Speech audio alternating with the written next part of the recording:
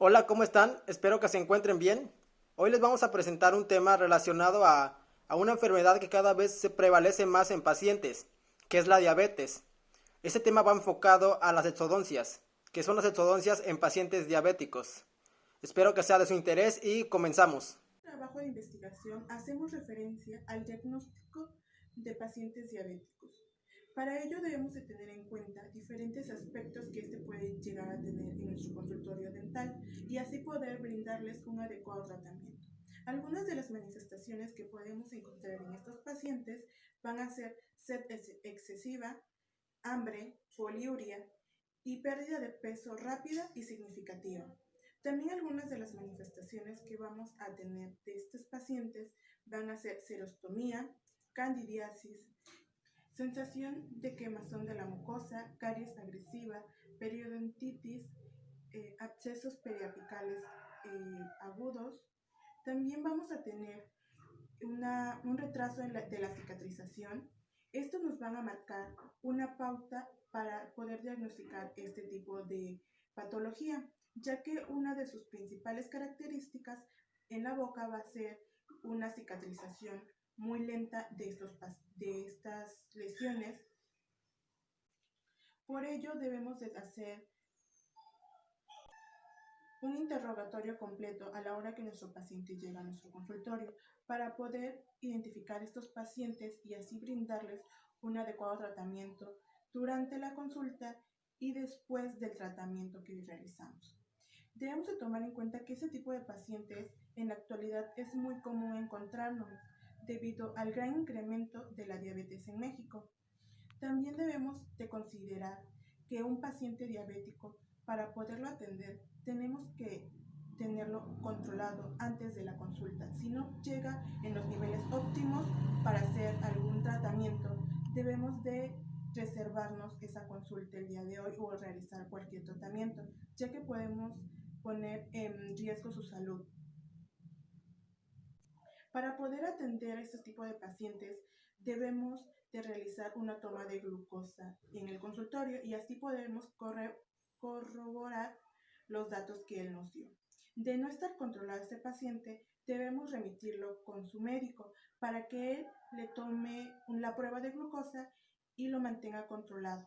Y después de que este paciente se encuentre controlado, podrá regresar a nuestro consultorio y así nosotros poder hacerle un tratamiento adecuado que no afecte ni su salud ni cualquier otro aspecto de su diagnóstico. Control de glucosa en sangre preoperatorio es uno de los temas que abordamos en nuestro cartel. Este es de suma importancia, ya que va a conllevar a la atención de pacientes diabéticos, los cuales acudirán a nuestra clínica de una forma muy normal. En ello debemos de tomar en cuenta que un paciente diabético controlado se le deben realizar pruebas generales de glucosa en sangre y así analizaremos que sus niveles se encuentren estables o en un rango aceptable. Debido a ello, comprobándolo, vamos a atender a nuestro paciente como cualquier paciente normal y solamente tendremos las medidas necesarias por cualquier complicación como en cualquier paciente normal. Si llega a nuestra clínica un paciente diabético no controlado, debemos de tomar en cuenta la realización de una interconsulta con un médico y así vamos a mandar estudios de laboratorio y junto con él vamos a obtener los resultados de nuestro paciente, como los tratamientos o los estudios pueden ser glucosa en sangre y en plasma o tolerancia a la glucosa. Estos estudios nos van a determinar los niveles de glucosa de nuestro paciente. Hay pacientes que solo será necesario que lleven un régimen alimenticio adecuado y cierta actividad física. Y hay otros pacientes que van a necesitar la inclusión de hipoglucemiantes, como puede ser la insulina o medicamentos de forma oral, como haremos mención de la metformina. En estos pacientes debemos de llevar un control preoperatorio, operatorio y postoperatorio. Esto quiere decir, teniendo a nuestro paciente ya en una interconsulta con un médico general él nos los remite que ya se encuentra en un estado de salud óptimo para poderle realizar cualquier tratamiento estomatológico. Le vamos a poder realizar desde una profilaxis dental hasta una extracción o alguna cirugía. Esto nos va a permitir, ya sea mediante un control adecuado del paciente, pero tendremos que estar verificando, ya que debemos recordar que este paciente llegó a nuestra consulta sin ser controlado.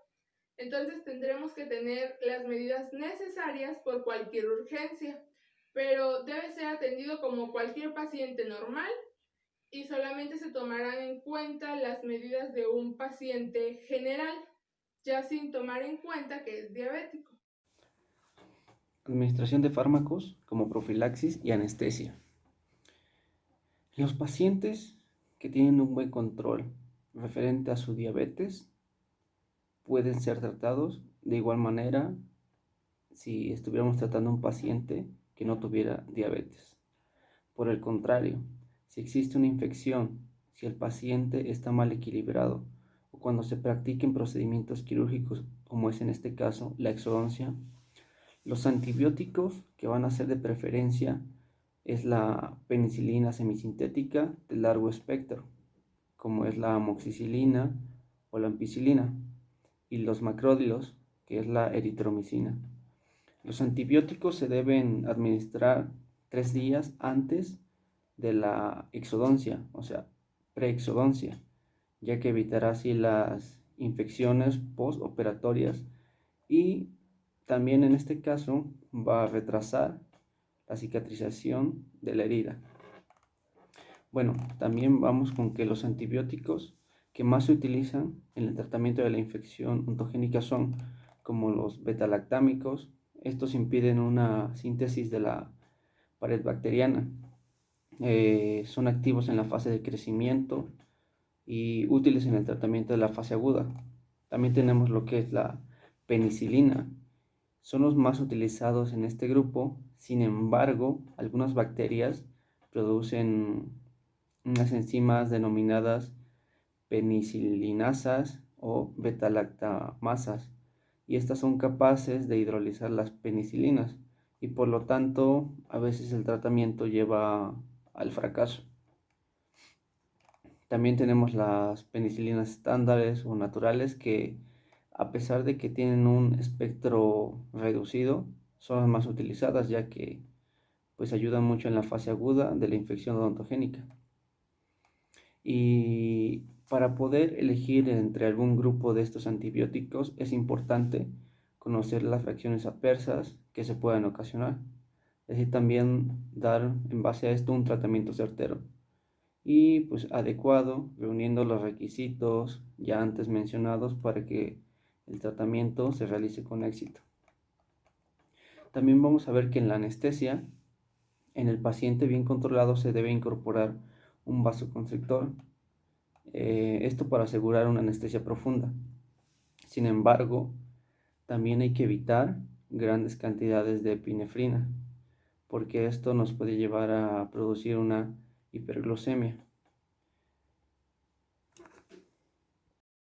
Bueno, yo les voy a platicar un poco sobre lo que es el control de estrés en pacientes diabéticos y cómo el estrés va a repercutir en el procedimiento que estemos realizando.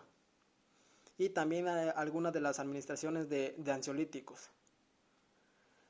Bueno, el control de estrés es de suma importancia en el paciente diabético, ya que cuando se realiza un procedimiento estomatológico al diabético, tiende a entrar un estado de estrés mental.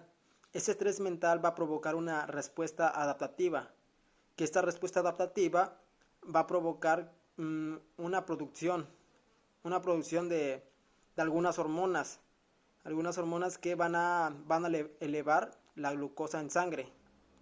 Y también estas mismas hormonas van a hacer que los tejidos de los diferentes órganos del cuerpo bajen su respuesta a la insulina. Bueno, algunas de las hormonas que se presentan durante esta respuesta adaptativa son las catecolaminas, el glucagón, hormona de crecimiento y el cortisol.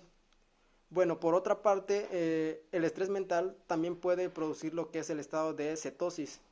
Que el estado de cetosis Es un estado de catabolismo que hace que se destruyan las grasas por las cuales se va a obtener energía.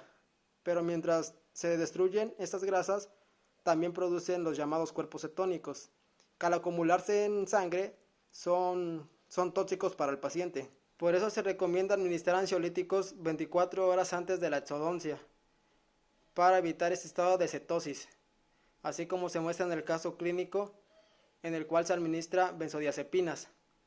Es por estos dos motivos por los cuales el estomatólogo debe tener en completa observación al paciente diabético para evitar una hiper o una hipoglucemia.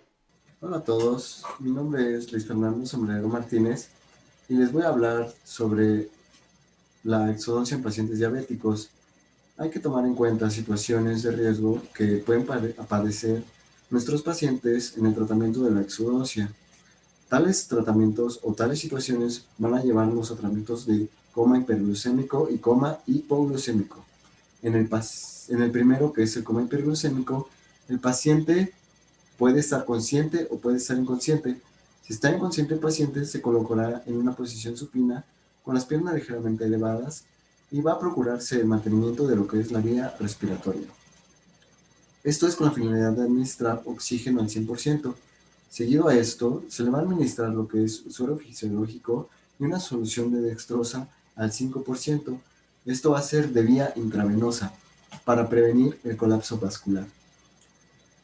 El paciente debe de ser trasladado a una clínica para su posterior atención y la recuperación del paciente va a ser lenta. En el caso del coma hipoglucémico, si el paciente está consciente, se le debe de administrar carbohidratos de tipo oral.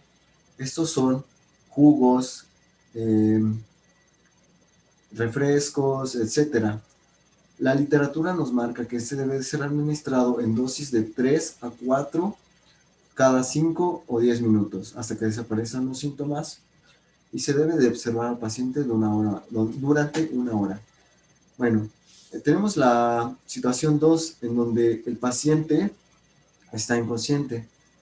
Si el paciente está inconsciente, se debe de administrar 1 miligramo de glucagón. Esto va a ser de vía intramuscular o endovenosa, o 50 mililitros de solución de dextrosa al 50% vía endovenosa durante 3 minutos. El paciente normalmente responderá en la primera solución de 10 a 15 minutos después de lo que es la inyección intramuscular de glucagón, y si optamos por la segunda manera, el paciente va a responder en aproximadamente 5 minutos.